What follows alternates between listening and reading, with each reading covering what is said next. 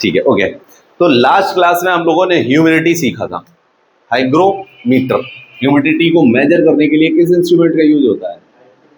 Hygrometer.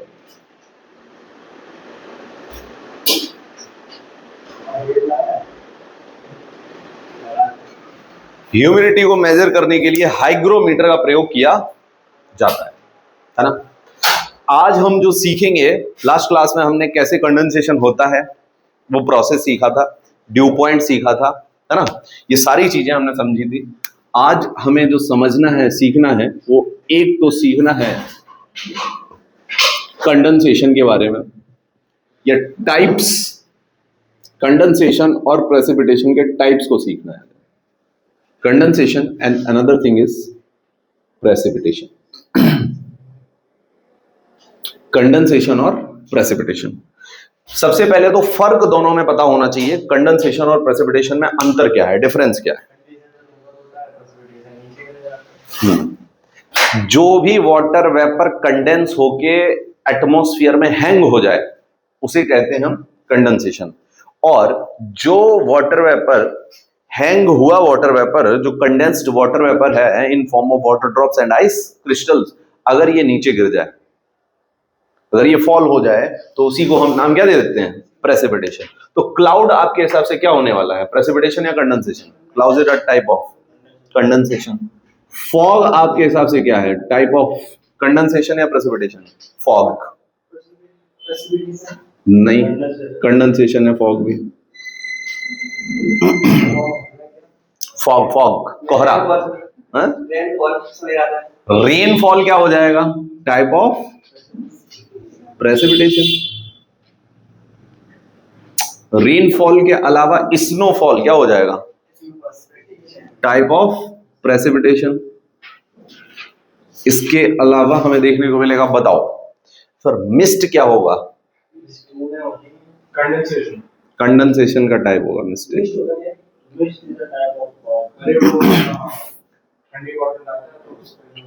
जमा रहती है, हाँ, मिस्ट। ठीक है। इसके अलावा हेज क्या होता है? Hedge is a type of condensation. Due क्या होता है? ड्यू कंडेंसेशन या प्रेसिपिटेशन? कंडेंसेशन।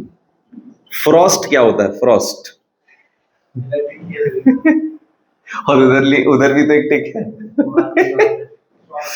फ्रॉस्ट भी कंडेंसेशन होगा, ठीक है। हेल स्टोन, सब बताएंगे, सब बताएंगे, टेंशन मत लो। प्रेसिपिटेशन, हेल स्टोन, ओले, हाँ। कौन सा?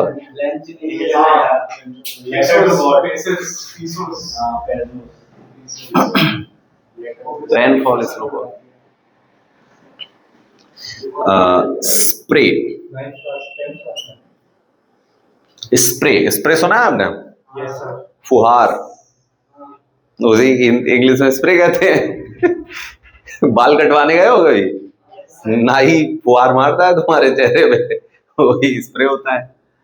अच्छा, स्प्रे के अलावा स्नोफॉल हो गया, हेलस्टोन हो गया, रेनफॉल हो गया, स्प्रे हो गया। इसके अलावा एक प्रेसिपिटेशन आता है, विराज। सबको सीखना है हमें, ये है ना। इसके अलावा और कोई टाइप ऑफ प्रेसिपिटेशन जो तुम्हें ध्यान आ रहा हो, बताओ। कोई और रह गया या हो गया हमारा?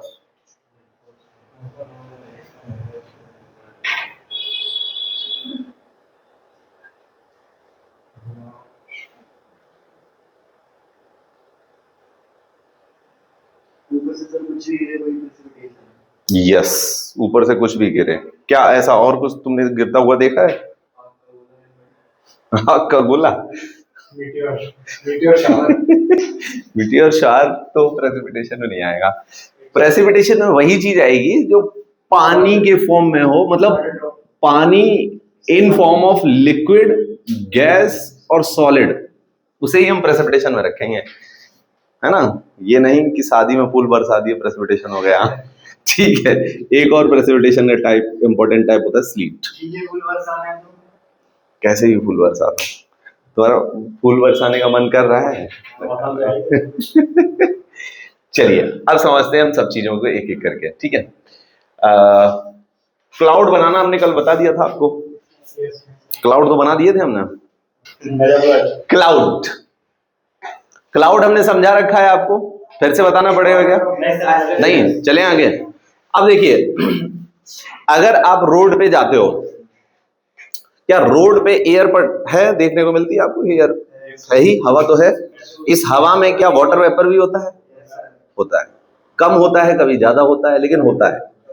अगर इस रोड पे हम टेम्परेचर 0 डिग्री सेल्सियस या काफी कम कर दें, 0 ना करके हम काफी कम कर दें, तो क्या ये ग्लेशियर पे नहीं रहेंगे, रोड पे ही, रोड का टेम्परेचर हम कम करेंगे, ग्लेशियर पे नहीं जाएंगे अभी, है ना?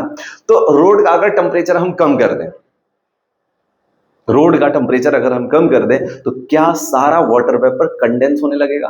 क्या फॉग में बदलने लगेगा? क्लाउड बन गया क्या? इसे ही कहते हैं फॉग, कहते हैं फॉग। यस, फॉग इज, हाँ यस, ये स्टेटमेंट पूछा गया सीडीएस में 2023 के अप्रैल वाले उसमें, fog is a low lying cloud. तो ये स्टेटमेंट सही था, 3 स्टेटमेंट थे उसमें से ये भी थे। अब देखो ऐसे स्टेटमेंट पूछे जाते हैं इससे। Low lying cloud, fog is a low lying cloud. अगर हर चीज कैसे बनती है वो बताओ, तो फिर कैसे भी स्टेटमेंट आए, आंसर करना है आपको। अब आते हैं हम ड्यू और फ्रॉस्ट पे, पहले आते हैं, फिर मिस्ट और हेज पे जाते हैं। अच्छा, मिस्ट और हेज कर लेते हैं, कोई इशू नहीं है। तो डिक्टेट करके क्या लिखाएंगे? यही डेफिनेशन है ना? हाँ बस, बाकी जो पीडीएफ आपको मिला है उसमें लिखी होंगी डेफिनेशंस, गो थ्रू कर लेना।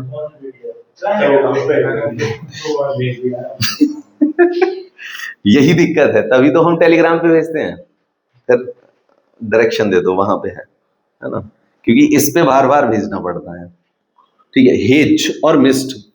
जब देखो फॉग आपके हिसाब से, क्या फॉग की डेफिनेशन ये नहीं है, वाटर वेपर का अगर condensation water drops plus ice crystals में हो जाए तो उसे फॉग कहते हैं, यही डेफिनेशन है।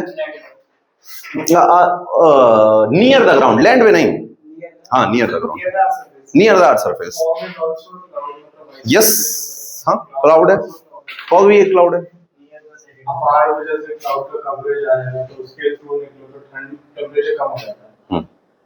सी बात है। अब बात करते हैं मिस्ट की। अगर इसमें ड्रॉप्स की क्वांटिटी बढ़ जाए तो इसे कहते हैं हम क्या? मिस्ट। फॉग को ही क्या कहेंगे अगर उसमें ड्रॉप्स बढ़ जाए? एग्जाम्पल तो क्या ही होगा, मिस्ट, मिस्ट खुद एक एग्जाम्पल, खुद एक चीज है जिसमें देखो, जैसे कि मान लो एक ऐसा कंडेंस्ड क्लाउड है, फॉग है, जिसमें 10 वाटर ड्रॉप्स हैं और 10 आइस क्रिस्टल है, तो ये हो गया आपका फॉग। लेकिन अगर एक क्लाउड है जिसमें 50 वाटर ड्रॉप्स हैं और 10 आइस क्रिस्टल हैं सिर्फ, तो इसको हम क्या नाम देंगे? Mist. Denser form of fog है, जिसमें आइस क्रिस्टल्स का नंबर ज्यादा हो, डेंसर हो गया आइस क्रिस्टल्स। लेकिन ड्रॉप्स भी तो कंडेंस तो दोनों हो रही हैं। तो हाँ नहीं नहीं, जब इसमें आइस क्रिस्टल की कमी है तो मिस्ट में कम है, आइस क्रिस्टल्स का नंबर कम होगा और वाटर ड्रॉप्स का नंबर ज्यादा होगा। अब यहाँ पे क्वेश्चन बताए क्या बनेगा आपसे मिस्ट और फॉग में? क्वेश्चन ये बनेगा विजिबिलिटी ज्यादा किसमें होती है, फॉग में या मिस्ट में? मिस्ट में विजिबिलिटी होती है अप टू 2 किलोमीटर। याद रखिए, क्वेश्चन यही पूछा जाएगा सिर्फ और सिर्फ आपसे। और वहीं पे फॉग में विजिबिलिटी होती है अप टू 500 मीटर्स। बहुत इंपॉर्टेंट स्टेटमेंट है ये। जाओ, अरे जाओ। मतलब ज्यादा कोल्ड में होगा, मतलब कम टेम्परेचर बनेगा और मीडियम टेम्परेचर होगा तो मिस्ट बनेगी। मतलब एक टेम्परेचर है जिसमें क्लाउड है, और उससे कम टेम्परेचर हो जाएगा, हाँ उससे कम टेम्परेचर हो जाएगा तो मिस्ट बन जाएगी। एक सेकंड, अरे क्या बोल रहे हो आप? मतलब ऐसे क्लाउड है, एक टेम्परेचर क्लाउड बन गया, ठीक है, तब टेम्परेचर से कम होगा तो मिस्ट बनेगा, थोड़ा कम होगा तब फॉग बनेगा। नहीं, टेम्परेचर कम होगा तो मिस्ट बनेगी, हाँ थोड़ा और कम, हाँ ठीक है। तो टेम्परेचर के अकॉर्डिंग क्यों इतना दिमाग लगा रहे हो? नहीं पूछा जाएगा ना मिस्ट और फॉग में पूछा अगर जाएगा तो विजिबिलिटी पूछी जाएगी। मिस्ट में ज्यादा होती है, यस, up to 5 किलोमीटर, 2 और फॉग में अप टू 500 मीटर्स। गलत नहीं लिखना भाई, ठीक है, चल सकते हैं आगे। आजकल ना हवा में मिस्ट देखी नहीं है, आप जब भी हिल्स पे जाओगे तो हिल्स पे जो क्लाउड मिलता है उसमें मिस्ट बहुत होती है, वही मिस्ट है। देखिए अगला है हेज। हेज है आपका लाइट फॉग, जैसे लाइट वर्जन होता है ना एपीके लाइट, तो बस हेज लाइट वर्जन है किसका, फॉग का, यानी कम कंडेंस्ड मटेरियल होगा और इसमें विजिबिलिटी अप टू 1 किलोमीटर देखने को मिलती है। हेज विजिबिलिटी का स्टेटमेंट बना के, बस विजिबिलिटी का ही स्टेटमेंट बनता है तीनों, और भी बन सकते हैं, तो आप अगर सेंस लगाओगे तो सारे स्टेटमेंट आप इजीली कर पाओगे। अब आते हैं ड्यू और फ्रॉस्ट पे, ये इंपॉर्टेंट है, इसमें काफी स्टेटमेंट बन जाते हैं, इसको समझते हैं अच्छे से। देखिए मान लीजिए इस रूम में आपका हवा है, एयर है, ये एयर अर्थ सरफेस पे टच होगी। इसका मैं एक एग्जांपल देता हूं पहले आपको, जैसे आप फ्रिज से एक बोतल निकाल के रखते हो बाहर, किससे, फ्रिज से एक बोतल निकाल के बाहर रखते हो, तो जो फ्रिज से बोतल निकाल के बाहर रखते हो, इस बोतल पे आप देखते हो थोड़ी ही देर बाद बहुत सारी बूंदें आ जाती हैं।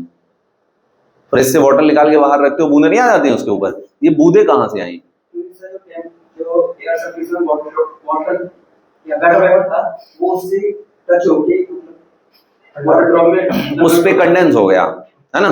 तो कहने का मतलब है इस एयर में जो भी मॉइस्चर है अगर उस बोतल के करीब से निकला तो वो वहीं पे कंडेंस हो जाएगा, है ना। लेकिन अगर वही बोतल आप बहुत फास्ट चलते हुए पंखे के नीचे रख दो जिसमें हवा बहुत तेजी से भागे, हवा रुके ही नहीं इसके ऊपर, तो कंडेंस होने का टाइम नहीं मिलेगा, मिलेगा ही नहीं। अगर तेज हवा चल रही है तो कंडेंसेशन पॉसिबल बोतल के ऊपर है ही नहीं। नहीं समझे मेरी बात को, समझ गए? ऐसे ही ड्यू बनती है। रात में धीरे धीरे अर्थ सरफेस का टेम्परेचर क्या होता है, कम होता है, और अर्थ सरफेस के ऊपर पाई जाने वाली एयर जो है ना, वो जब उसमें वाटर वेपर होता है वो टच होती है अर्थ सरफेस की एयर नीचे ग्राउंड पे, है ना। और जब ग्राउंड पे टच होती है तो क्या कंडेंस हो जाती है ग्राउंड पे, हो जाएगी नहीं हो जाएगी, और किस फॉर्म में हो जाएगी, ड्रॉप्स के फॉर्म में। अब इसको बनने के ड्यू, इसे ही ड्यू कहेंगे। जैसे ये ड्यू बहुत ही नेगेटिव टेंपरेचर करते हैं तो ये वाटर ड्रॉपलेट्स आइस क्रिस्टल और स्नो बन जाएगा। स्नो नहीं, फ्रॉस्ट कहेंगे उसे। अगर अर्थ सरफेस का टेम्परेचर बिलो 0 डिग्री सेल्सियस है तो फ्रॉस्ट हो गई, पाला। देखा है आपने? एवलांच फ्रॉस्ट में फ्रॉस्ट आ जाए नहीं, अवलांच अलग चीज है। एक्यूमुलेट जो नहीं नहीं, अवलांच अलग चीज है। अवलांच तो ग्लेशियर है जो गिर गया ऊपर से, बड़ा सा ग्लेशियर। लैंडस्लाइड, लैंडस्लाइड पहले ग्लेशियर तो होता है ना, ड्यू में क्या हाँ ड्यू में पहले सीख लो पूरा ड्यू। ड्यू में आपने इतना समझा कि रात में टेम्परेचर कम होने के कारण, अर्थ सरफेस के टेम्परेचर कम होने के कारण धीरे धीरे क्या होता है, धीरे धीरे क्या होता है, present water vapour earth surface पे कंडेंस होने लगता है। होने लगता है, नहीं होने लगता है। और जो कंडेंसेशन होता है, जो कंडेंसेशन होता है आपका, वो ड्रॉप्स में हमें देखने को मिलता है, उसे ही हम ड्यू कहते हैं। अब यहां पे कुछ क्वेश्चंस बनते हैं, अगर हवा तेज चल रही है तो ड्यू फॉर्मेशन होगा या नहीं होगा? नहीं होगा, यानी हवा का स्टिल होना जरूरी है। लॉन्ग नाइट्स या शॉर्ट नाइट्स, ड्यू कब फॉर्म होगी? लॉन्ग नाइट, जितनी लंबी रातें हैं उतना ही टाइम मिलेगा कंडेंस होने का। नाइट में क्यों होता है, डे में क्यों नहीं होती? अब ये आप बताओ क्यों नहीं होता ऐसा? लैंड ठंडा होना पड़ेगा ना। अरे भैया, अब आप कह रहे हो कि गर्म पानी की बोतल निकाल के रख दी, उस पे बूंदे क्यों नहीं आ रही है? कोल्ड होगा, इतना ऐसा नहीं होगा हालांकि रात के, लेकिन कोल्ड होगा विंटर में, तो तब भी ड्यू। हाँ, विंटर्स में देखो, विंटर्स में एक तो एटमॉस्फेयर में ह्यूमिडिटी का अमाउंट कम होता है। ह्यूमिडिटी कब ज्यादा होगी, समर्स में विंटर्स में? समर्स में। और लेकिन सर जैसे हमने अपने घर में दुनिया में कुछ नहीं बदल गए, तो रात में तो विंडो में इतनी गर्मी आती है कि पूरा पूरी दुनिया की भी वो हो जाती है। समर्स में? नहीं, विंटर में। विंटर में। समर में। हाँ, अरे यमुना जी के किनारे, दो वाटर बॉडी के किनारे तो आपको देखने को मिलेगा वाटर वेपर की कमी नहीं होती है। उसमें तो सर्दी गर्मी सब में जमेगी।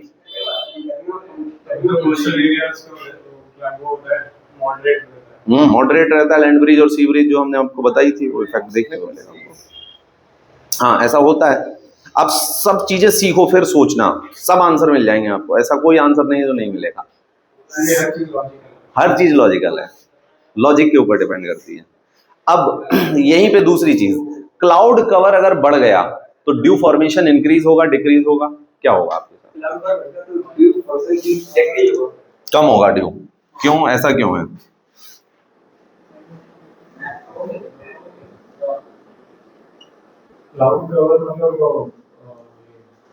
क्लाउड कवर ऊपर, लैंड पे तो क्लाउड कवर क्या ही होगा।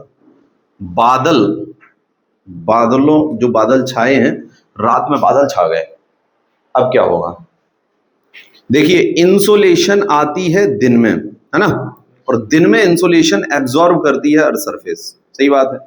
और ये सारी एब्जॉर्ब इंसोलेशन रात में क्या करती है? ये रेडिएट। अब रात में छा गए क्या बादल, तो क्या बादल एक बैरियर का काम करेंगे, इस रेडिएशन को बाहर नहीं जाने देंगे। तो क्या यहाँ पे एक बॉक्स बन जाएगा जिसमें टेम्परेचर हाई रहेगा। टेम्परेचर अगर हाई हुआ तो ड्यू फॉर्मेशन नहीं होगा।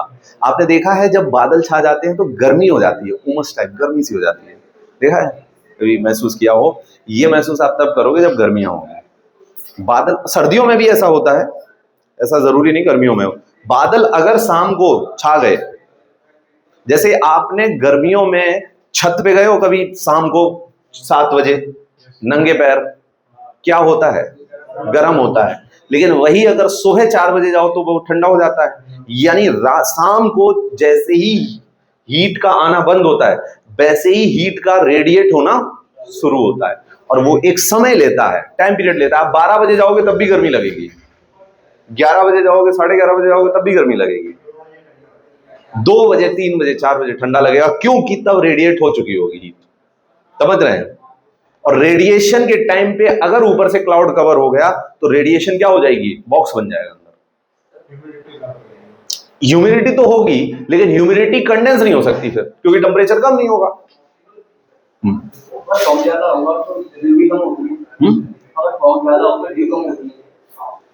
ज्यादा हो गया, ड्यू कम होती है। हाँ, मतलब फॉग, देखो बात ये है, वही वाटर वेपर तो है, चाहे उसका फॉग बना दो या ड्यू बना दो, है ना, वाटर वेपर तो भाई।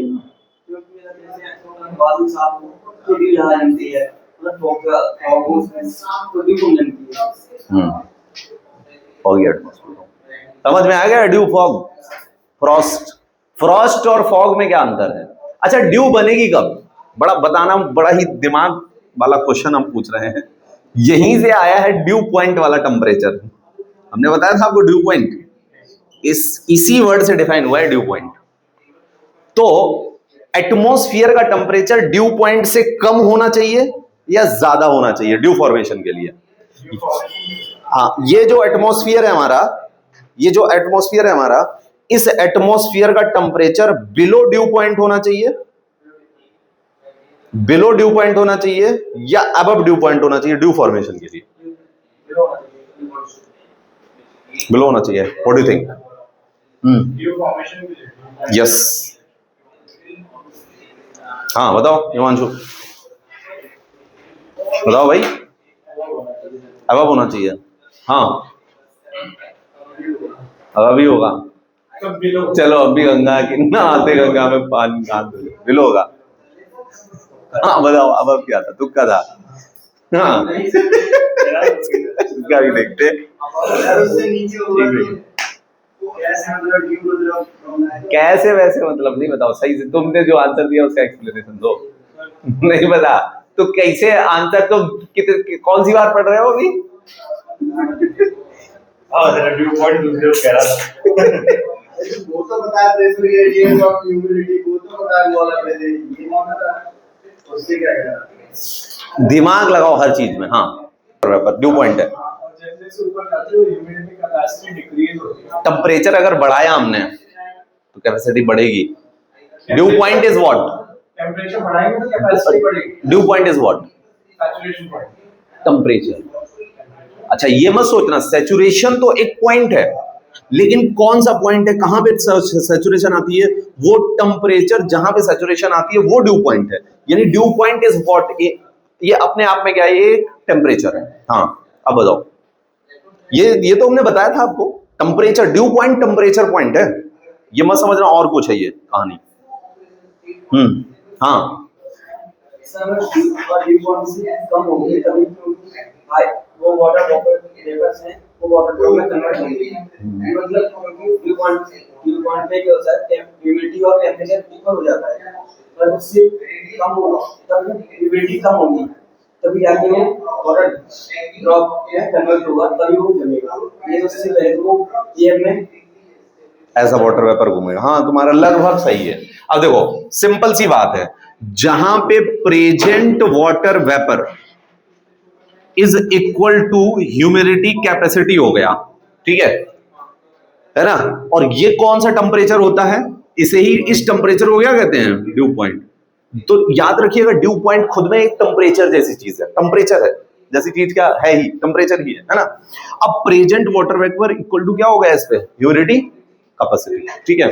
अब यहां पे एक बात समझिएगा जरा, अगर present water vapour equal to humidity capacity है ड्यू पॉइंट पे, और ये ड्यू पॉइंट किसका टेम्परेचर है, ये एयर मास का टेम्परेचर है ना, एयर मास का टेम्परेचर है, और एयर मास इस टेम्परेचर पे क्या हो चुका है, सैचुरेटेड। लेकिन ये एयर मास है पूरा, और ये एयर मास कहां पे है, एटमॉस्फेयर में, और इस एटमॉस्फेयर का टेम्परेचर अगर ड्यू पॉइंट से कम हो गया, किससे कम हो गया,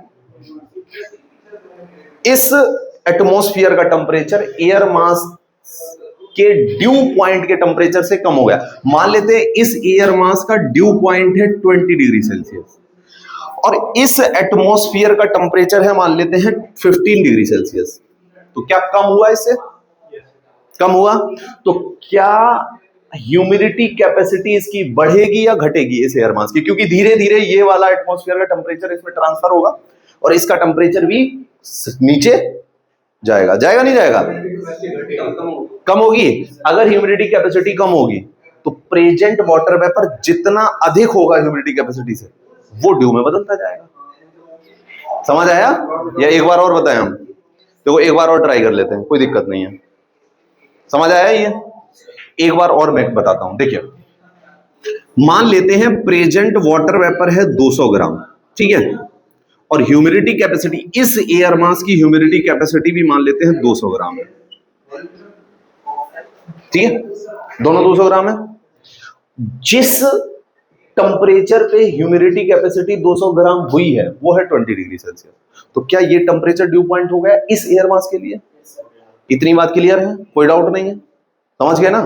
अब इस एयर मास को उठा के हमने इस वाले एटमॉस्फेयर में रख दिया, और इस वाले एटमॉस्फेयर का टेम्परेचर कितना है, 15।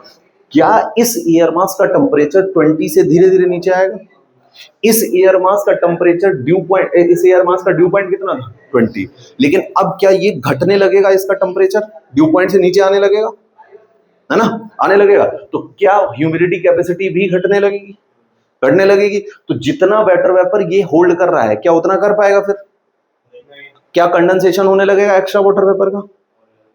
नहीं समझे मेरी बात को, समझ गए ना, क्लियर है।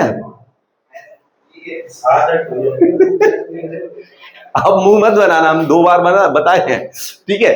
इसको उठा के हमने इस वाले एटमॉस्फेयर में फिक्स किया,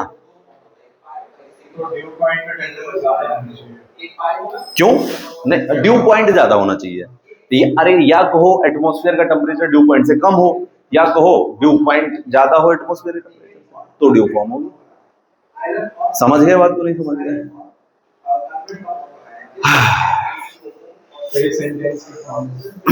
लिख लो।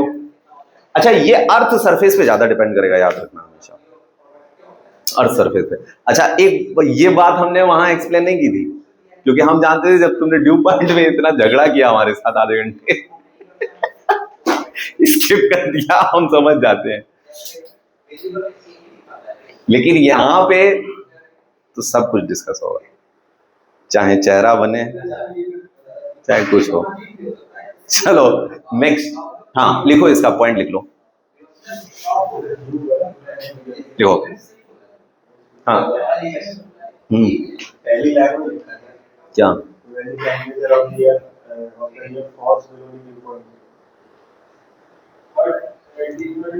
समझना भी जरूरी है, लेकिन ऐसे तो रटी लोगे, है ना। देखो, व्हेन द टेम्परेचर ऑफ, अरे नहीं, when the temperature of earth surface and atmosphere is below, when the temperature of earth surface and atmosphere below dew point,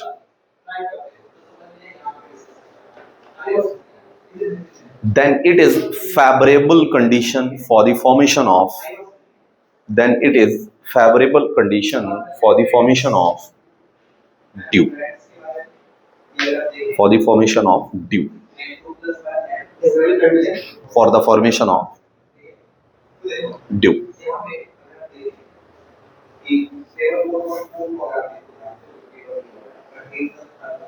for the formation of dew। समझ गए बात,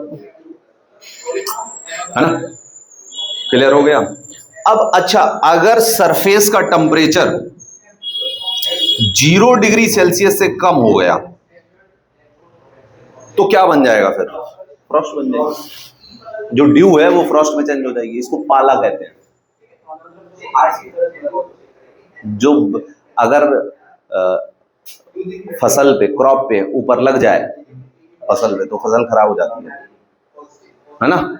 तो बताओ फिर फसल पे अगर पाला गिर गया, पाला लग गया, तो क्या ऐसी तरकीब करें कि पाला हट जाए?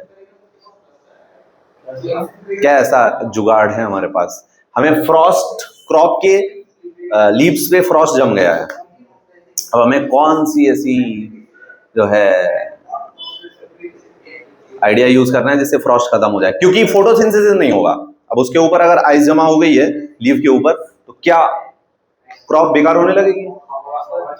हवा चला दें, लेकिन ये तो बहुत कठिन काम है। पूरे खेत में आप पूरे वाटर, वाटर मतलब इरिगेशन करते हैं,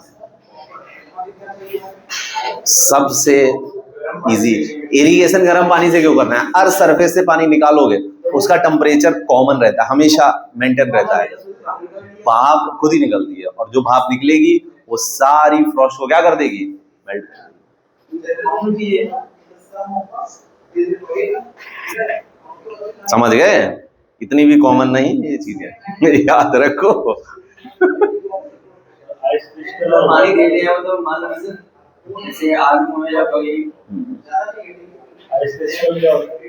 आइस क्रिस्टल, बर्फ का स्नोफ्लैक।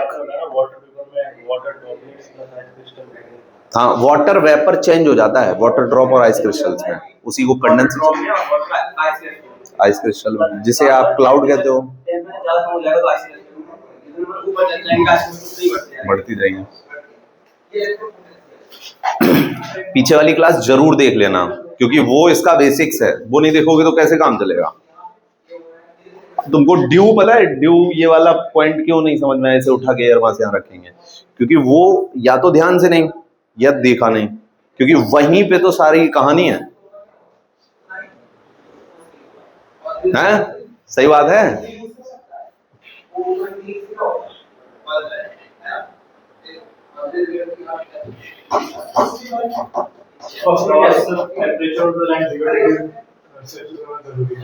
किसके लिए? फ्रॉस्ट के लिए। हाँ, freezing point, below freezing point या below 0 degree.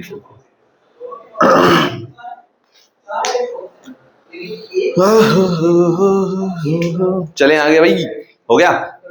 Due to convert to frost. हाँ, dew will convert into frost. Precipitation. Precipitation, हाँ अच्छा हो गया आपका, ओके। टाइप्स ऑफ क्लाउड पढ़ाना है लेकिन हमको यार, तो क्या करें, प्रेसिपिटेशन टच नहीं करते हैं, पहले टाइप्स ऑफ क्लाउड करा देते हैं। वैसे आपने तो लिख ही लिया होगा दोनों में डिफरेंस, डिफरेंस तो दोनों में लिख लिया है ना, तो मतलब आई मीन ये टेबल तो बना लिए ना आप लोगों ने, ये इंपॉर्टेंट थी। अब हम प्रेसिपिटेशन लास्ट में ही शुरू करेंगे, पहले टाइप्स ऑफ क्लाउड्स ही करा देते हैं आप लोगों को। क्या कहते हो, सही है ना? बोलो भाई। अच्छा, अरे यार तुमको फॉग के टाइप भी तो नहीं कराए हैं अभी, टाइप्स ऑफ फॉग कराया है क्या? तो सबसे पहले टाइप्स ऑफ फॉग करो, टाइप्स ऑफ फॉग, फिर टाइप्स ऑफ क्लाउड करेंगे, फिर प्रेसिपिटेशन पे चलेंगे।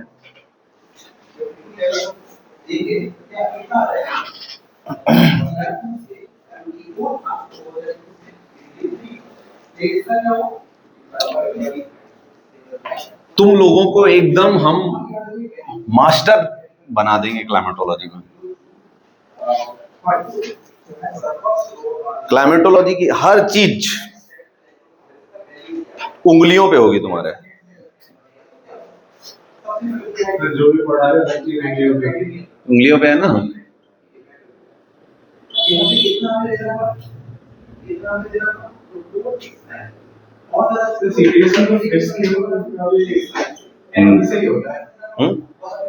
चेक नहीं करते, मैं पूरा फोल्डर अंदर लेके गया उसमें शीट भी थी, वो भी नहीं देखी। अच्छा, सीडीएस के सेंटर पे कोई टेस्टिंग नहीं है, और ये नहीं है, मैं नहीं है आर्टिकल से समझाओ हमारे पास, क्योंकि उसमें वो भी चलता है ना, कैमरा भी चलता है। कैमरा होता है तो आप ऐसे मत सोचो कि कैमरा सिर्फ उसके लिए लगा है, पूरा कंट्रोल रूम होता है उसका। हाँ हाँ, यूपीएससी में इतना नहीं ध्यान देते हैं, लेकिन हाँ यूपीएससी में चांसेस भी कम होते हैं।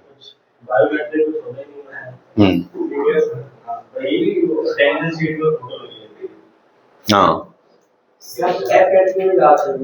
हाँ, क्योंकि वो ऑनलाइन है ना, ऑनलाइन वाले हर पेपर में अच्छी चेकिंग होती है। सही बोल रहे हैं? अरे होती तो सबकी ज्यादा है। हाँ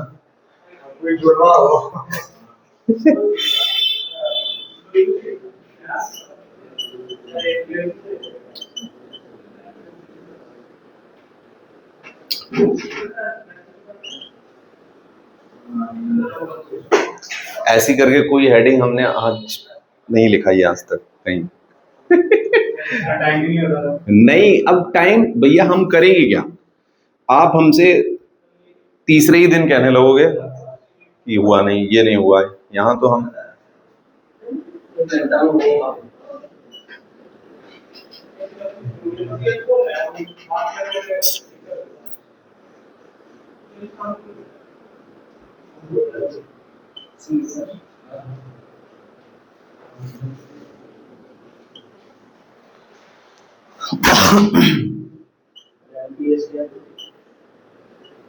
एमटीएस मीटर्स विजिबिलिटी।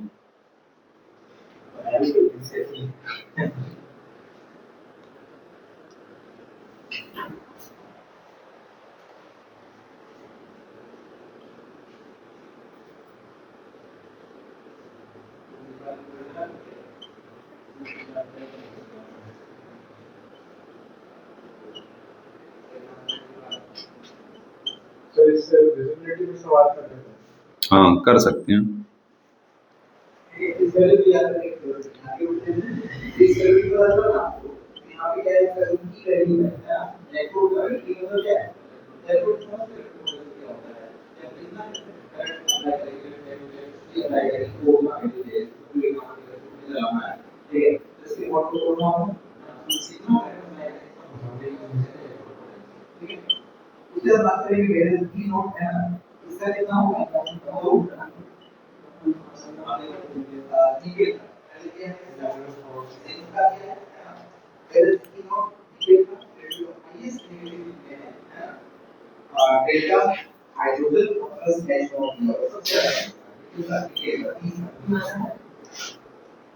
दूसरा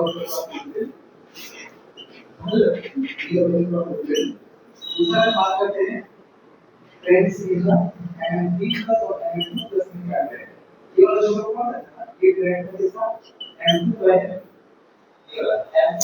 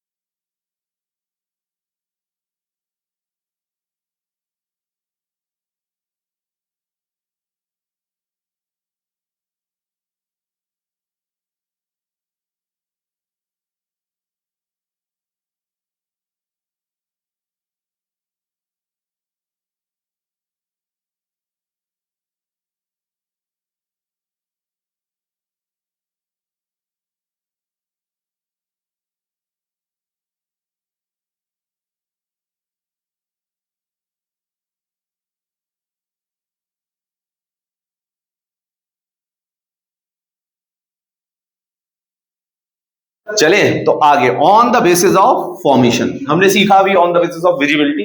विजिबिलिटी के आधार पे चार हैं, ध्यान रखना है, थोड़ा सा आइडिया रखना है बस, कोई ऐसा याद व्याद करने का चक्कर नहीं है आपका, है ना। इसको हम जनरली फॉग, स्कैटर्ड फॉग या हेज भी बोल देते हैं इसको कभी कभी, है ना। हेज भी हेज की कैटेगरी में आ जाता है ये। अब on the basis of formation of fog, तो फॉर्मेशन ऑफ फॉग के बेसिस पे सबसे पहला है रेडिएशन फॉग। अब रेडिएशन फॉग बनता कैसे है ये समझो जरा।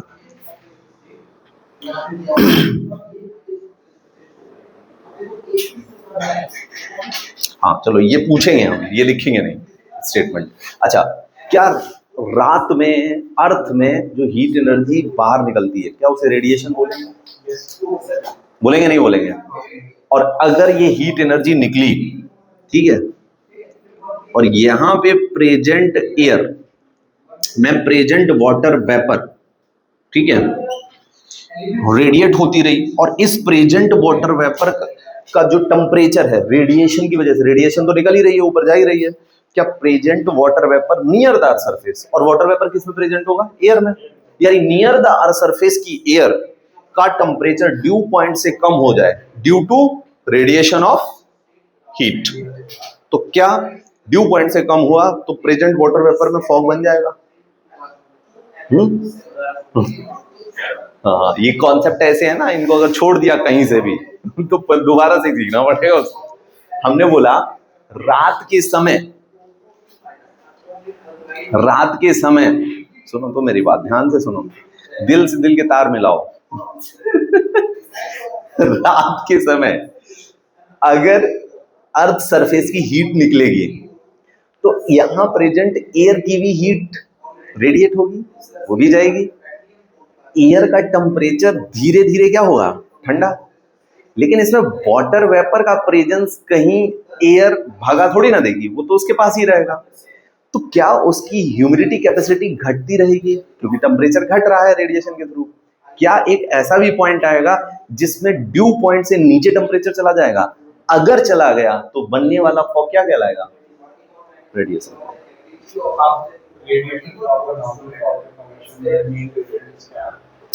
नॉर्मल फॉग में क्या होता है कि ये रात और दिन नहीं देखेगा। नॉर्मल फॉग को तो टेम्परेचर अभी डाउन कर दो आप, अभी बन जाएगा, है ना? बन जाता है ना? रेडिएशन फॉग हीट के रेडिएशन के थ्रू बनने वाले फॉग को रेडिएशन फॉग कहते हैं। कि वैसे फॉग और फॉग में क्या डिफरेंस? फॉग और फॉग में कोई अंतर नहीं है, लेकिन रेडिएशन के थ्रू आया तो रेडिएशन फॉग हो गया, है ना? क्या हो गया तुमको? उस स्टेटमेंट के बाद चुप हो गया एकदम, है? हाँ, most probably in the nights, लेकिन वो तो कभी भी कम हो सकता है। मोस्ट प्रोबेबली इन नाइट्स, दिन में भी बन सकता है, ऐसा जरूरी नहीं है। हाँ, ये सच है कि आप रात में देखो मोस्ट प्रोबेबली रेडिएशन फॉग। जैसे आपने देखा है शाम को आप बाइक चलाते हुए जा रहे हो, एक धार की तरह फॉग बना हुआ है सामने, देखा है? ये रेडिएशन फॉग होता है। वो गांव में देखा है, बहुत कॉमन है गांव में। फॉग शहरों में कॉमन हो ही नहीं सकता क्योंकि इतनी हीट एनर्जी बॉडी रेडिएट करती है। जैसे हमारे गांव में तो फॉग रहता है, लेकिन जैसे हम जंगल उस रास्ते से निकलते हैं उसमें फॉग नहीं निकलता, क्योंकि वहां पे देखो, वहां पे एक तो एरिया साफ है, टेम्परेचर ज्यादा होता है, टेम्परेचर बहुत कम होता है, वहां ठंड ज्यादा लगती है। हाँ, ठंड ज्यादा, क्योंकि वहां पे साफ जगह होती है, थोड़ी हवा भी चलती है, चल सकती है हवा। यहाँ पे ऑब्स्ट्रक्शन है हवा के लिए।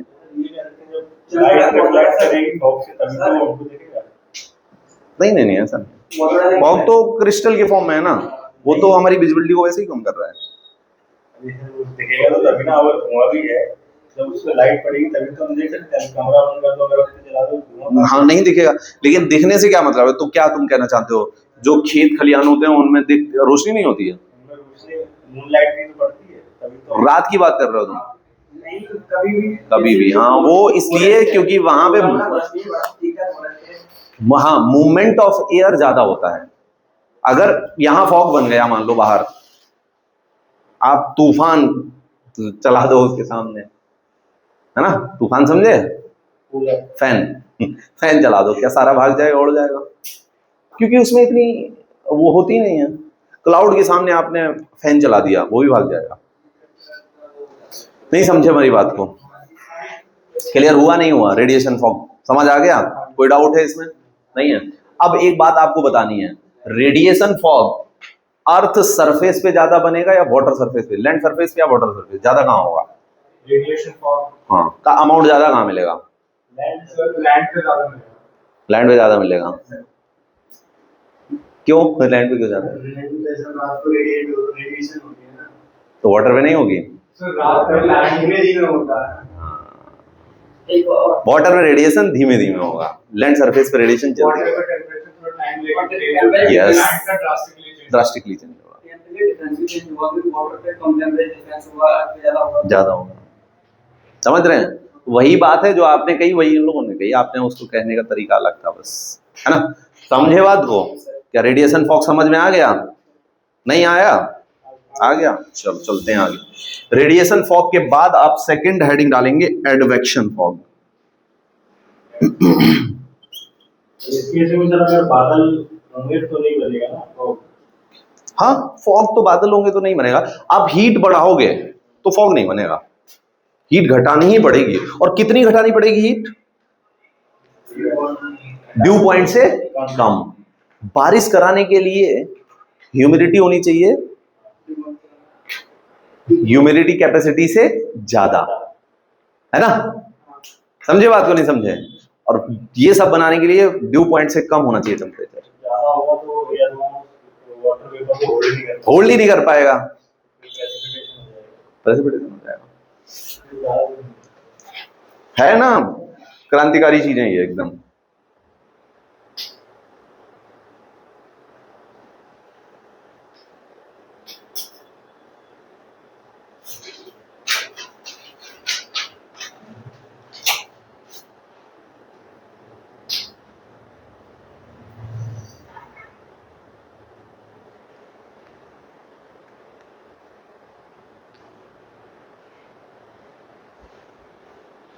गली नंबर क्या है?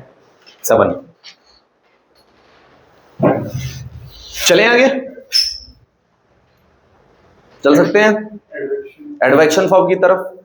अब देखिए, हमने आपको हीट ट्रांसफर के 3 मेथड बताए थे। एक बताया था कंडक्शन, बताया था, बताओ। एक बताया था कन्वेक्शन, एक और बताया था, बस वही तो आज समझना है हमको, एडवेक्शन। वही एडवेक्शन फॉग लिखा हुआ है। अब होता क्या है कि मान लीजिए इस रूम का टेम्परेचर हम काफी कम कर देते हैं, मान लीजिए 5 डिग्री सेल्सियस कर देते हैं, -10 तो मत करो, 5 कर देते हैं, है ना? और हाफ कपड़ों में बैठे हैं तुम, -10 कर रहे हो। कहीं दूर से चंडीगढ़ साइड से हवा एक आती है बहुत तेजी से चलती हुई, और वो तेजी से जो चलती हुई हवा आ रही है उसमें वाटर वेपर भी है। जैसे ही इस रूम में एंटर करेगी, क्या वो वाटर वेपर प्रेजेंट उस हवा में क्या एकदम से फॉग बन जाएगा? बन जाएगा, नहीं बन जाएगा? अरे भैया, हवा आई ना इस कम टेम्परेचर वाले एरिया में, जैसे ही इसमें एंटर की, वैसे ही सारा फॉग किस में कन्वर्ट हो गया? सॉरी, सारा वाटर वेपर किस में कन्वर्ट हो गया? फॉग में। यानी एडवेक्शन में हमेशा हॉरिजॉन्टल मोशन देखेंगे, याद रखिएगा। मतलब जो विंड्स ओरिएंटल चलती है वो एडवेंट एडवेक्शन के लिए हमने बताया भी था ये आपको, हीट का ट्रांसफर थ्रू एडवेक्शन, है ना? इसमें लिख सकते हो आप। अगर एडवेक्शन फॉग होता है, एडवेक्शन ड्यूटी होगी, क्योंकि अगर टेंपरेचर कम होगा तो नहीं, एडवेक्शन ड्यू जैसा कुछ नहीं है।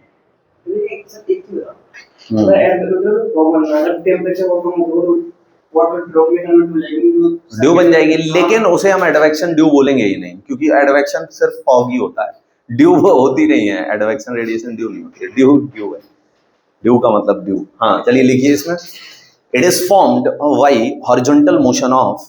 मैं ये कह रहा था, जैसे हम लोग बोलते हैं ओस गिर रही है, वो ओस गिरती नहीं है, होती है वही, गिरती नहीं है। अगर वो गिरे तो प्रेसिपिटेशन में आ जाएगा। पर रेनफॉल हो जाएगी वो तो, फिर ओस अगर गिरेगी तो रेनफॉल नहीं हो जाएगी। ठीक है, कॉमन सी अवधारणाएं खत्म हो रही हैं आज तुम्हारी, है ना? चलो लिखो। हाँ, क्या लिखा आपने? क्या क्या लिखा? Formed by horizontal motion of air when it reaches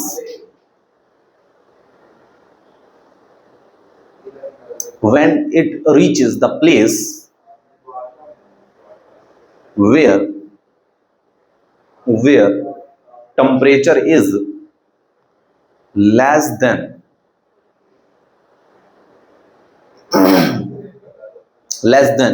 dew point of that air mass.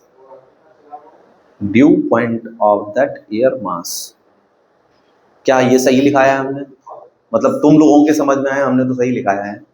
Sir यहाँ पर अच्छा, तुमने जो पहले वर्ड एयर लिखा था वहां पे भी एयर मास कर दो। सर विंड भी होता है, जनरल तो विंड चलती है, एयर तो किसी के रिंग चलती है, सिर्फ विंड लिख सकते हैं आप। हाँ, विंड भी लिख सकते हो, लेकिन हमने फिर भी यहाँ पे मेंशन कर दिया है क्योंकि हॉरिजॉन्टल। हाँ, एयर मास है वो। नहीं जनरल मोशन ऑफ एयर और जनरल और जनरल विंड भी लिख सकते हैं। एयर मास कर दो उसको, जहां जहां एयर लिखा है हर जगह एयर मास होंगे। फेवरेबल कंडीशंस जल्दी से लिखो। It is formed on both water surface and well as land surface equally, हर जगह देखने को मिल जाती है बराबर बराबर, कोई अंतर नहीं। Water surface as well as land surface.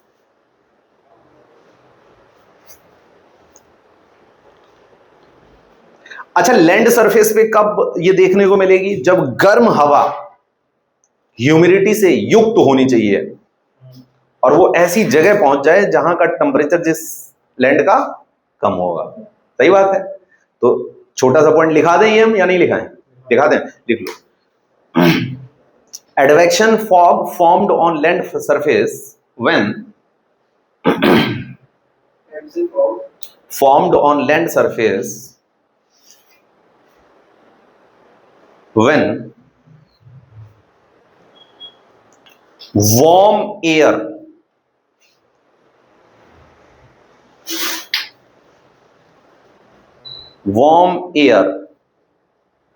laden laden with humidity, laden with humidity reaches,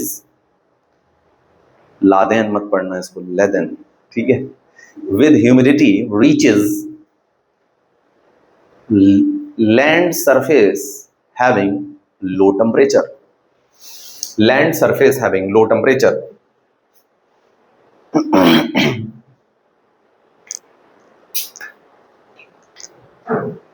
चलो नेक्स्ट पॉइंट लिखो।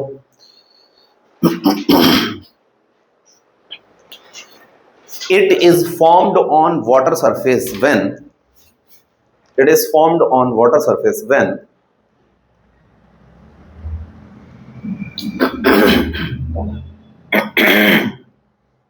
it is formed on water surface when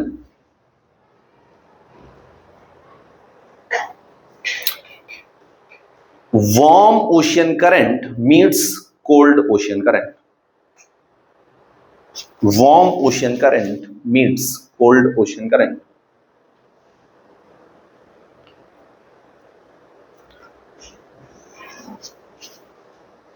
है ना। इसमें अब एक और पॉइंट लिख लो, लिखाई देते हैं आपको। फेवरेबल कंडीशंस पॉइंट 1, हमने फेवरेबल कंडीशंस ही लिखा रहे थे क्या ये? हाँ ठीक है, अगला पॉइंट लिखो फेवरेबल कंडीशंस। हाँ, when relative humidity of air is very high,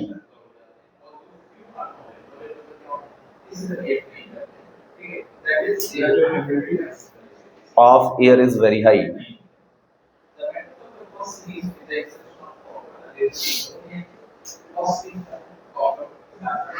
है ना। when layers in air are permanent, layers in air are permanent, when layer in air mass, ऐसे लिख दीजिएगा, layers in air mass are permanent and having high speed in air, layers परतें, layers ही तो लिखा होगा आपने, एयर की भी लेयर्स होती हैं, ऐसा नहीं सोचो नहीं होते हैं। Layers in air are permanent and having high speed, speed ज्यादा होनी चाहिए इसमें। अब आप सोचोगे स्पीड ज्यादा हो रही, फॉग बन रहा है, ये तो फॉग की कहानी ही गलत कर दी। देखो अगर स्पीड कम होगी तो वो एयर हर जगह वाटर वेपर को छोड़ के आ रही होगी थोड़ा थोड़ा, है ना। स्पीड इतनी हो कि वो ह्यूमिडिटी को रिलीज ही ना करे, ठीक है। आराम से, आराम से, इतना गुस्सा मत हो।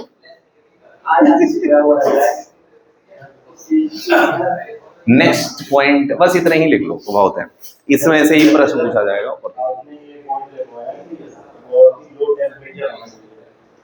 किसका? हाँ हाँ, लो टेम्परेचर होगा तो सर वहाँ पे तो हाई प्रेशर होगा, तो वहां हवा जाएगी नहीं। तो अगर नहीं अगर नहीं जा रही है तब तो बात अलग है, अगर जा रही है तो नहीं नहीं, ऐसा जरूरी नहीं है। अरे आप ऐसे क्यों सोच रहे हो? ऐसे देखो, हम आपको बताते हैं कैसे सोचना है। I am here to help you out. C point पे प्रेशर बहुत कम है, टेम्परेचर हाई है। बी पॉइंट पे इसकी अपेक्षा में टेम्परेचर लो है, इसकी अपेक्षा में भी लो है। ए की हवा सी तक जाएगी, बी को होते हुए। अब ये मत सोचो ऐसी कंडीशन मिल नहीं सकती, ऐसी कंडीशन बहुत बार मिलती है एटमॉस्फेयर में, है ना? समझे नहीं समझे?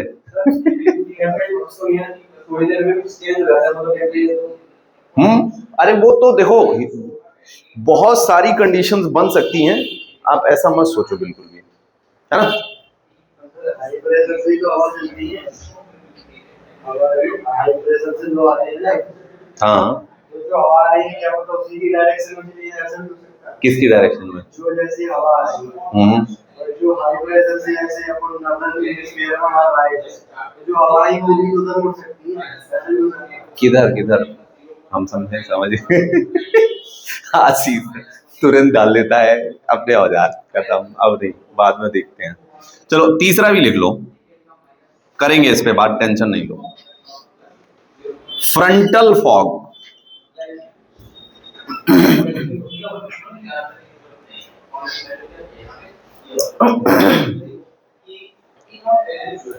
अच्छा, फ्रॉग बनने की, सॉरी, फॉग बनने की एक अहम कंडीशन होती है टेम्परेचर इन्वर्जन,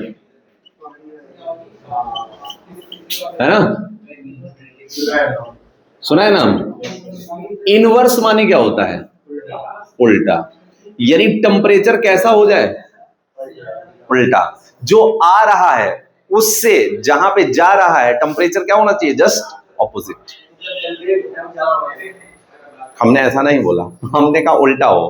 हाँ, वो भी ऐसी बात है, टेम्परेचर डिफरेंस ज्यादा होगा।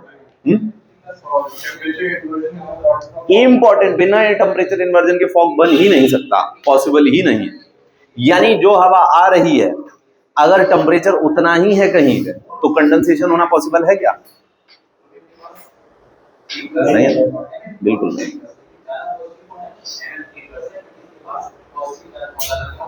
चले आगे? नहीं समझ में आई बात? नहीं आई? आ गई? आ गई, चल सकते हैं आगे। अब आते हैं हम फ्रंटल फॉग पे। फ्रंटल फॉग में क्या होता है, जैसे कि दो हवाएं एक दूसरे की तरफ जा रही हैं, ठीक है? ये एक एयर मास है और एक एयर मास ये है, ये दोनों एयर मास भाग रहे हैं, है ना? दोनों एयर मास भाग रहे हैं। इन दोनों एयर मास में एक का टेम्परेचर हाई है और एक का टेम्परेचर लो है। समझ गए? जब ये मिलेंगे आपस में, इनको बोलते हैं फ्रंट्स। जो एयर मास भागते हैं इनको बोलते हैं फ्रंट्स। इनके चेहरे होते हैं ना, ये चेहरा है ना, इनका फ्रंट है ये। अब ये अगर फ्रंट मिक्स हुआ तो क्या इस हाई टेम्परेचर वाले एयर मास में प्रेजेंट वाटर वेपर जब मीट करेगा लो टेम्परेचर वाले फ्रंट से, तो क्या इसके फ्रंट पे यहां पे जब मिक्स होंगे तो क्या एक फॉग की लाइनिंग बन जाएगी? आते ही बनेगी, नहीं बनेगी? नहीं समझ में आई बात? देख लो आराम से, सब समझ में आएगा। नहीं आया? देखो समझो, यहां ये हाई टेम्परेचर वाला एयर मास है, क्या इसमें वाटर वेपर होगा? इसमें भी होगा, है ना? इसका टेम्परेचर क्या है? लो, और इसका टेम्परेचर क्या है? हाई। हाई टेम्परेचर का एयर मास जैसे ही किससे मिक्स किया? लो टेम्परेचर के, तो क्या एक दीवार बन गई इनके बीच में, हाई और लो की? स्टार्टिंग हुई अभी मिक्सिंग की, तो क्या ये दीवार बनी? दीवार में जो हाई टेम्परेचर का वाटर वेपर है, क्या लो टेम्परेचर से जैसे ही रीच किया, क्या वैसे ही कंडेंस हो गया होगा? क्या एक दीवार बन गई होगी फॉग की? क्या एक फ्रंट क्रिएट हो गया होगा फॉग का? इसे ही कहते हैं फ्रंटल फॉग। आपने कभी देखा है कि समुंदर किसी वाटर बॉडी के ऊपर फ्रंटल फॉग बना हुआ है? हमारी नाव जैसे ही उधर गई वैसे ही साफ दिखने लगा, इधर थी तब तक एक चादर टाइप की। किया महसूस? पर ये फ्रंटल फॉग होता है ना? एक दीवार काइंड की बनी हुई है, उधर गए तो साफ एकदम। पिक्चरों में देखा है? हाँ, फ्रंटल फॉग होता है ये। पैरेट्स ऑफ कैरेबियन में।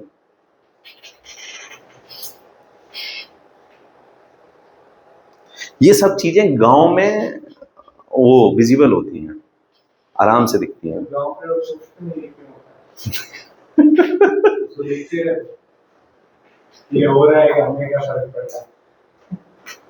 सोची जरूरी है, नहीं फसल नहीं पड़ी मुझे, फसल नहीं पड़ी हुई, सोची जरूरी है। हाँ हाँ, वो तो वो बोल रहा है कि गांव के लोग इस बारे में सेंस नहीं करते हैं कि वाई दिस इज हैपनिंग, क्यों ये हो रहा है। क्यूरियोसिटी नहीं है। क्यूरियोसिटी, उनको इतनी क्यूरियोसिटी भी नहीं है कि बहुत सारे लोगों को, क्योंकि हम भी गांव के हैं, हम भी सब जानते हैं, उनको ये भी नहीं है कि आखिर अर्थ सरफेस पे बारिश हो क्यों रही है ना। अगर जरा सा दिमाग सेंस करके देखोगे तो आपको दिखेगा कि बारिश खुद में एक मैजिक है, जादू है। अगर नहीं होती हमेशा, मतलब लिटरली ओशन ही हो रहा है और वही नीचे है। हाँ और क्या, एक मैजिक है ये। हाँ इंद्रदेव की कृपा। चलो अगला लिखो, हिल फॉग, फोर्थ।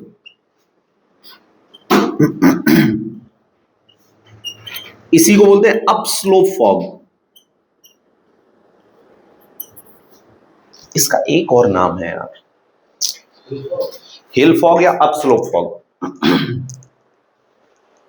पीक फॉग, हाँ पीक फॉग, कौन? पीक नहीं नहीं नहीं, पीक नहीं। अच्छा हिल पे पीक होगा उसका फॉग है ना। नहीं नहीं, एक इसका बड़ा ही खतरनाक स्टेट वो बर्ड है यार, देखो क्या, हिल फॉग आल्सो नोन एज, कुछ सर्च करो।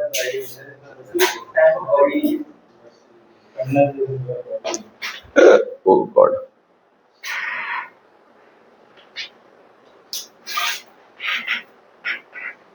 चेन फॉग, हाँ? चेन फॉग, चेन फॉग नहीं, और एक नाम होगा।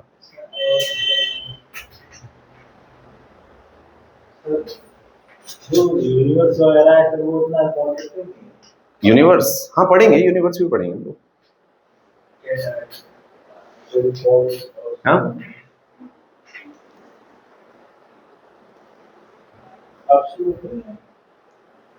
ओरोग्राफिक फॉग, ओरोग्राफिक फॉग भी इसका वर्ड है, लेकिन ओरोग्राफिक तो सिंपल है। हाँ?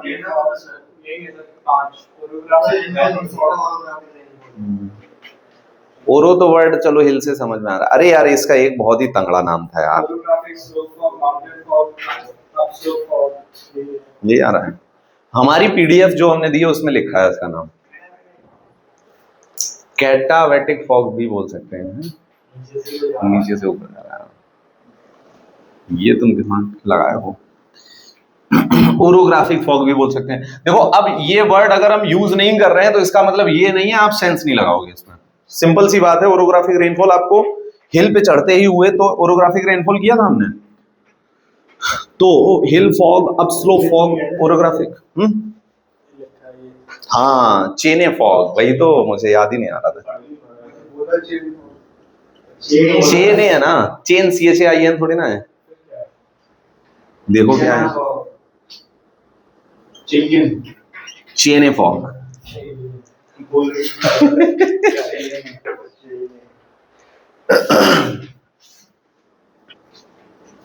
क्योंकि वो नाम से भी क्वेश्चन पूछ लेता है ना, हाँ ये नाम में भी बहुत लोगों को नहीं पता नहीं होगा। अब वो हमको ही याद नहीं आ रहा था, सोचो हमने मतलब इतनी बार नहीं लिखा है, एक दो बार तो लिखा है ही।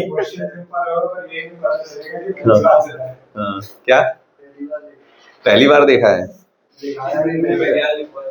नहीं हाँ वहां तो नहीं लिखा थे।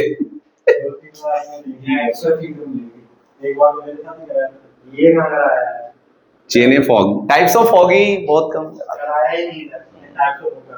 कराया है, लेकिन सारे नहीं कराए हैं।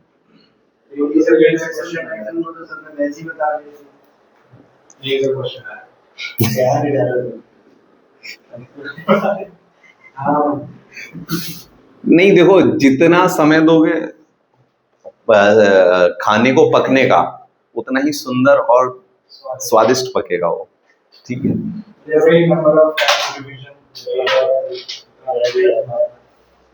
सीधी सी बात है, अगर हवा ऊपर उठेगी तो क्या टेम्परेचर हवा का गिरेगा?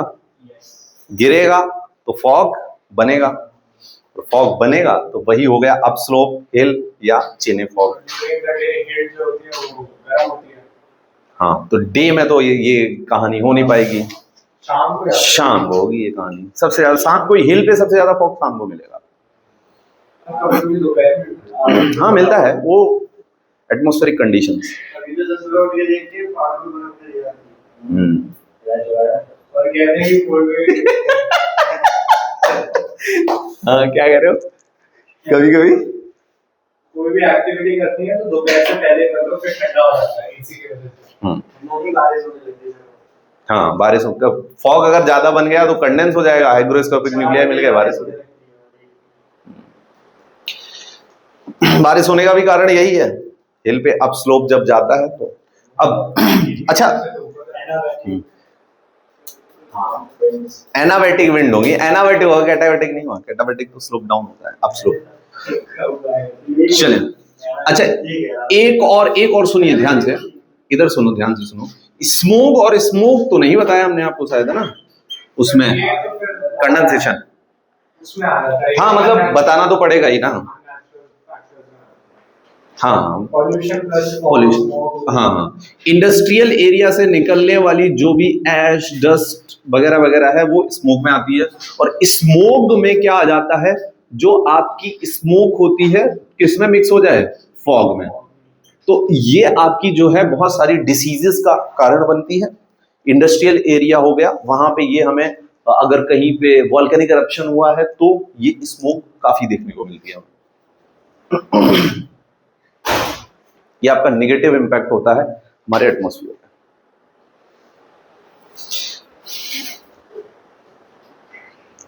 समझ गए बात को? तो टाइप्स ऑफ कंडेंसेशन। अच्छा, टाइप्स ऑफ क्लाउड बचा है अभी हमारा, तो टाइप्स ऑफ क्लाउड्स और लेते हैं।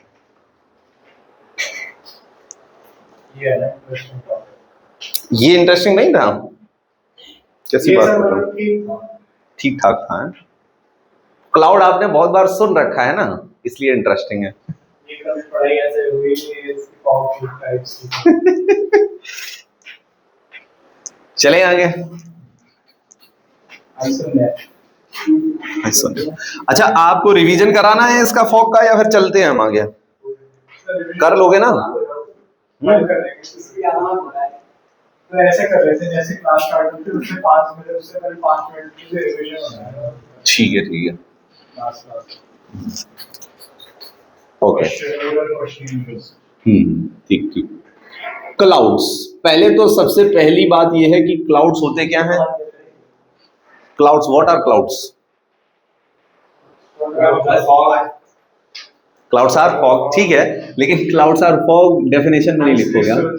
यस, वाटर वेपर अगर क्या हो जाए, कंडेंस हो जाए, water drops plus ice, the condensation of water vapor into water drops and ice crystals, that condensation पे बहुत चेंज होते हैं, water drop change to ice water. हाँ हाँ ठीक है, कंडेंसेशन वर्ड ज्यादा सही नहीं लग रहा, सही है, सही लग रहा है तो वही यूज कर लो।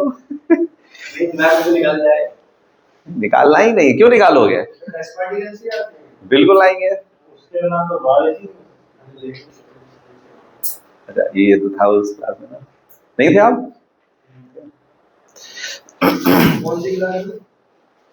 क्लाउड में बी कहां से आ गई? क्लाउड, क्लाउड, बड़े ही शानदार शानदार क्वेश्चन एक दो पूछते हैं आपसे और फिर आगे चलते हैं। बताइए, क्लाउड हमें मिलेंगे कौन से स्फीयर में? ट्रोपोस्फियर में, क्योंकि सारी की सारी वेदर एक्टिविटीज इसी में होती है ट्रोपोस्फियर में। क्लाउड्स की अगर हम बात करेंगे तो दो तरह के लैप्स रेट होते हैं। एक आपने सुना है नॉर्मल, सुना है नॉर्मल लैप्स रेट, सामान्य पतंदर, और एक आपने सुना है एडियाबेटिक। हाँ बिल्कुल, एडियाबेटिक लैप्स रेट। तो नॉर्मल लैप्स रेट तो आपको पता है, अर्थ सरफेस से ऊपर बढ़ने पे जो टेम्परेचर का घटना होता है उसे ही क्या कहते हैं हम? Normal lapse rate. Normal lapse rate कितना होता है? elevation of 165 meters. 165 मीटर्स पे कितना कम हो जाता है? 1 डिग्री सेल्सियस। टाइम देखने लगे तुम? नहीं देख रहे? ठीक है, नेक्स्ट पॉइंट और समझो, एक एडियाबेटिक लैप्स रेट है ना? नहीं, एडियाबेटिक का कोई फिक्स नहीं होता है। इसमें ये भी है 6.5 डिग्री सेल्सियस ऑफ 1 किलोमीटर होता है ना? ये भी लिखवाया था मैंने, ठीक है। अब एडियाबेटिक पे आ जाते हैं। जैसे आप चाय पीते हो कप में, अगर वो बहुत गर्म है तो आप प्लेट में कर देते हो तो जल्दी से ठंडी हो जाती है, सरफेस एरिया बढ़ गया। अब अच्छा, अगर मेरी बात समझना ध्यान से, लिख लेना, सुनो, अगर एयर ऊपर जा रही है, किधर जा रही है? ऊपर जा रही है, तो क्या एयर को ऊपर जाते हुए फैलने का एरिया ज्यादा मिलेगा? मिलेगा नहीं मिलेगा? तो क्या सरफेस एरिया एयर का बढ़ जाएगा? बढ़ जाएगा नहीं बढ़ जाएगा? तो जो टेम्परेचर का घटना है वो भी बढ़ जाएगा, तो जल्दी से टेम्परेचर घटेगा। तो टेम्परेचर दो वजह से घटेगा ऊपर असेंड करती हुई एयर का। एक तो उसमें कौन सा फैक्टर वर्क करेगा? Normal lapse rate. और दूसरा फैक्टर क्या है? Increase in surface area, that is adiabatic lapse rate. तो आपसे कभी भी पूछा जाए क्लाउड फॉर्मेशन में ज्यादा बड़ा रोल प्ले कौन करता है, एडियाबेटिक या नॉर्मल? हर जगह नाम आपको एडियाबेटिक लेना है, हर जगह। रेनफॉल, नॉर्मल नहीं, नॉर्मल ऊपर लेके जा रहा है, ऊपर लेके नहीं जा रहा है नॉर्मल। लैप्स रेट का ये थोड़ी ना, हवा तो ऊपर तब जा रही है जब हल्की है। तो सर ऐसे बोल सकते हैं नॉर्मल लैप्स रेट में 165 मीटर पे 1 डिग्री पे वो फिक्स है, एडियाबैटिक में फिक्स नहीं है, डायरेक्टली प्रोपोर्शनल है, जितना ऊपर जाओगे उतना ज्यादा surface, directly proportional to increase in surface area. और हर चीज की, हर घटना का एडियाबेटिक लैप्स रेट ही रीजन है, फॉग बनने का, क्लाउड बनने का, रेनफॉल होने का, याद रखिएगा। ये भी क्वेश्चन पूछा गया है आपके एग्जाम में। एडियाबेटिक ज्यादा बड़ा रोल प्ले करता है। अब एक बात सोचिए, जो आपका वो था हिल, उस पे जैसे ही गया, पूरे हिल के सरफेस पे क्या होगा? एयर फैल जाएगी, फैल जाएगी नहीं फैल जाएगी? समझ गए बात को? बोलो, बोल दो। स्फीयर में क्लाउड्स मिलते हैं, वो जाता है आइस का स्ट्रेचिंग बड़े होते हैं, उनमें वाटर ड्रॉप कम होती है। यस, किसमें? स्ट्रेटोस्फीयर में ना। हाँ, ऑब्वियस सी बात है, जितना ऊपर जाएंगे आइस क्रिस्टल बढ़ेंगे। क्लाउड स्ट्रेचिंग मिलती है, पर वो आइस नहीं बनाते। क्लाउड किसमें मिलते हैं? स्टेनोस्फीयर, स्ट्रेटोस्फीयर, हाँ हाँ मिलते हैं, वो बारिश नहीं कराते हैं। जितने बादल ऊंचे होंगे उतने बारिश नहीं कराएंगे, क्योंकि बादल वही बरसते हैं जिनमें होता है पानी, जो बने होते हैं आइस के, वो बारिश।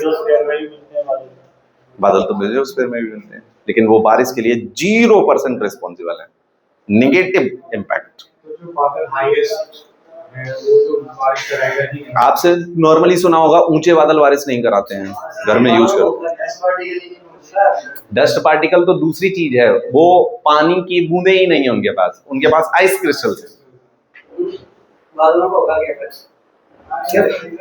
हर चीज कुछ होने के लिए थोड़ी ना होती है। यही होती है ना चीज, जैसे एस्थेटिक पिक्चर।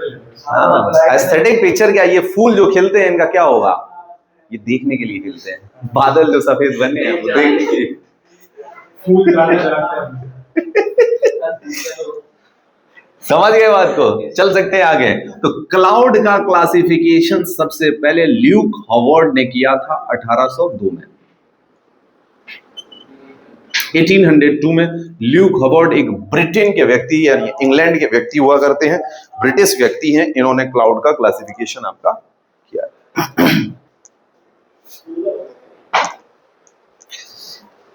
कल ही स्टार्ट करें, हम क्लाउड हो नहीं पाएगा। 20 मिनट हम लोग डिस्कशन कर लेते हैं, 15 मिनट कुछ या फिर सर इतना ही रखते हैं। 5:30 तक टाइम था, तो 10 मिनट ब्रेक लेकर ब्रेक नहीं, फिर तो शुरू ही रखो। हाँ, या फिर 20 मिनट और करा देते हैं आपको, 20 मिनट 25 मिनट में हो जाएगा काफी। टेस्ट डिस्कस कर लें, टेस्ट डिस्कस करना है क्या, या करा दें? क्लाउड करा देते हैं, चलो क्लाउड आज प्रेस कंडेंसेशन खत्म हो जाएगा। ज्यादा हो गया, फॉग एक तो नई चीज है, क्लाउड करा देते हैं। ये एसएसबी में देखा जाए, दूसरों को बोलने नहीं देगा, नेगेटिव जाएगा। हाँ, नेगेटिव जाएगा, ध्यान रखो।